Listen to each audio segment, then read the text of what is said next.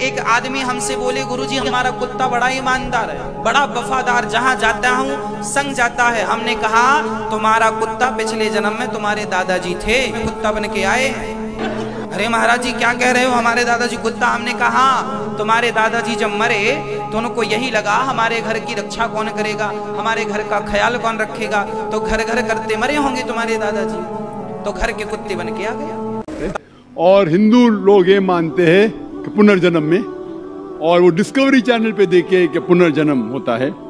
अगर आप देखेंगे सबसे ऊंची किताब हिंदू मजहब में वेद, अगर आप पढ़ेंगे पुनर की मानी क्या, पुनर संस्कृत में मतलब नेक्स्ट, अगेन, वापस से, और एक, पुनर के मानी नेक्स्ट।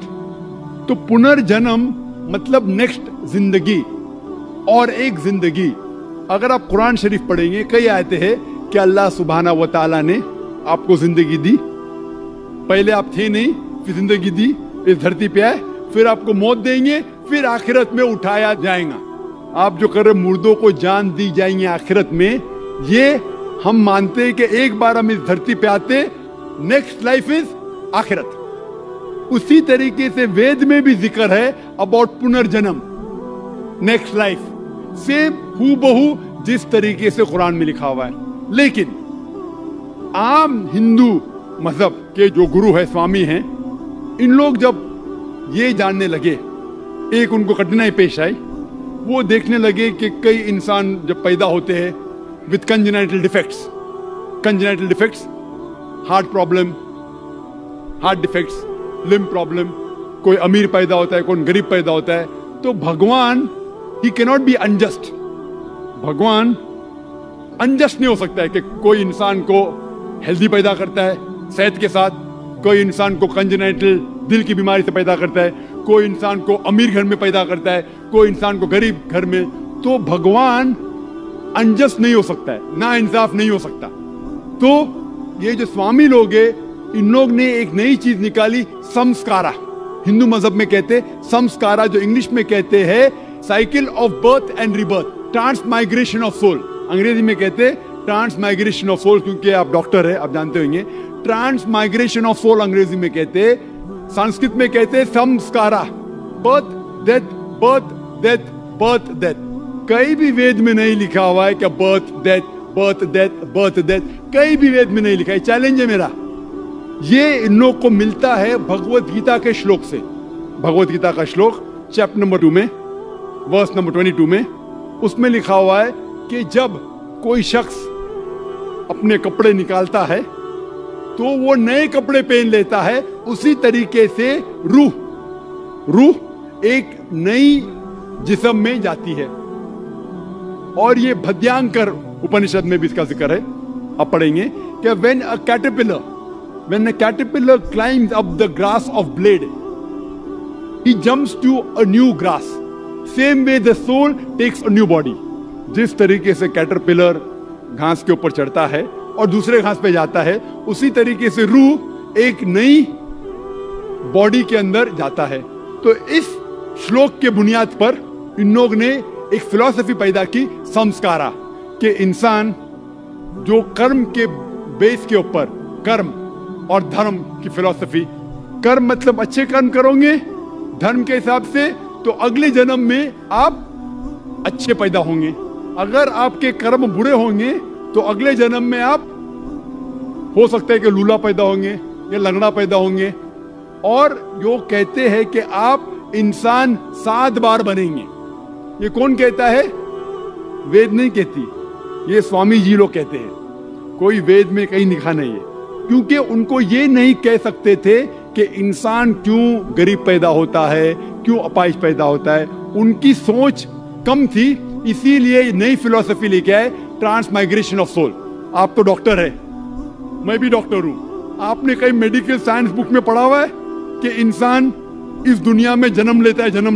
कभी नहीं। क्या फिजियोलॉजी में पढ़ा, क्या एनाटॉमी में पढ़ा? अगर ये साइंटिफिक फैक्ट होता था तो हम मेडिकल कॉलेज में पढ़ते थे कि इंसान नए जन्म लेता है। हम कभी भी नहीं पढ़े। इससे ये साबित होता है कि साइंस इसको तस्लीम ही नहीं करती। जो आप कह रहे डिस्कवरी चैनल में देखा, जो आप कह रहे हैं, अगर ये हक होता था तो हमारे साइंटिफिक बुक में भी ये लिखा होता तो ये कहना कि साइंटिफिक प्रूफ है कि हम जन्म लेते हैं बिल्कुल गलत है। इस्लाम जो इसका जवाब देता है वो है कि इस्लाम तस्लीम करता है कि अल्लाह सुब्हानहू व तआला कुछ लोग को अपाहिज पैदा करता है, कुछ लोग को अच्छी सेहत देता है, कुछ को गरीब, कुछ को अमीर। इसकी वजह है कि अल्लाह ताला फरमाते हैं सूरह मुल्क में, सूरा नंबर 67 आयत नंबर 2 में, अल्लज़ी खलक़ल मौत वल हयाता, अल्लाह सुब्हानहू व तआला ने मौत और जिंदगी बनाई ताकि आप लोग को जांच सके, आप लोग का इम्तिहान ले सके, आप लोगों में से कुछ लोग अच्छे हैं। ये जांच पड़ताल करने के लिए ये जिंदगी हमारे लिए इम्तिहान है। और अल्लाह ताला फरमाते सूरह अनफाल में सूरा नंबर 8 आयत नंबर 28 में कि आपके बच्चे और आपकी जायदाद आपके लिए फितना है। आपकी जायदाद और आपके बच्चे आपके लिए एक टेस्ट है, आपके लिए इम्तिहान है। अल्लाह ताला कुछ लोग को गरीब घर में पैदा करता है, कुछ लोग को अमीर। जो लोग अमीर है उनके लिए इम्तिहान है कि वो ज़कात देते क्या नहीं। जैसा कि मैंने कहा मेरी तकरीर में, तीसरी बुनियादी बात इस्लाम में है ज़कात। जिस शख्स के पास 85 ग्राम से ज्यादा सोना है या उसके मुकाबले में धन है, उसको 2.5% ज़कात देना फर्ज है। जो आदमी अमीर है, कुछ अमीर लोग बराबर ज़कात देते, कुछ लोग आधा देते, कुछ लोग देते नहीं। तो अमीर इंसान को शायद 100% मार्क्स मिले या 50% मार्क्स मिले या 0% मिले। वो गरीब इंसान को ज़कात में तो 100 मार्क्स मिलता है, 100 आउट ऑफ 100। उसको ज़कात देना ही नहीं।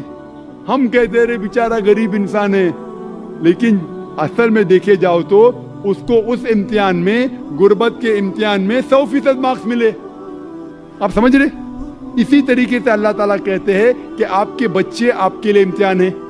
हो सकता है मिसाल के तौर पे एक अच्छे जोड़ी है, अच्छे मुसलमान है, 5 टाइम नमाज पढ़ रहे हैं, हज को गए हैं, रमजान में रोजा रखते हैं, ज़कात देते हैं।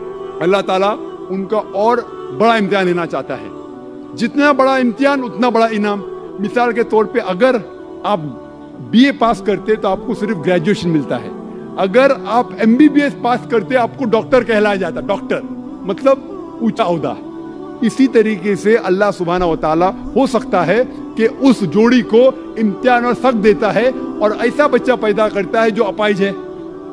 अल्लाह ये देखना चाहता है कि अपाहिज बच्चा पैदा करने के बावजूद वो अल्लाह के ऊपर ईमान रखता है क्या नहीं। अगर ईमान रखता है तो अल्लाह उसे जन्नत फिरदौस देना चाहता है। और कठिन इम्तिहान और बड़ा इनाम। हो सकता है कि वो इम्तिहान में फेल हो जाएगा। तो ये कुरान की आयत है, आपके बच्चे आपके लिए इम्तिहान है। कभी कोई भी अगर कलामिटी आती है, कोई भी आपको नुकसान होता है, इधर वो आपके लिए इम्तिहान है या आपके लिए सजा है। जब भी कोई भी आपको इनाम मिलता है, वो इधर आपके लिए इम्तिहान है या आपके लिए रिवॉर्ड है। तो इसी तरीके से क्योंकि हिंदू मजहब के जो स्वामी हैं वो इसको नहीं समझ सके, इसीलिए एक नई फिलॉसफी संस्कारा लेके आए जो बिल्कुल वेद में नहीं लिखी है। वेद बात करता है पुनर्जन्म। पुनर्जन्म मतलब नेक्स्ट लाइफ, जिसका जिक्र कुरान में भी है, आखिरत की जिंदगी। तो वेद और कुरान सेम जिंदगी क्या बात कर रहा है कि इस दुनिया में आप आते हैं, एक बार आते हैं, सही तरीके से जिएंगे तो एक बार काफी है, और ये दुनिया आखिरत के लिए इम्तिहान है।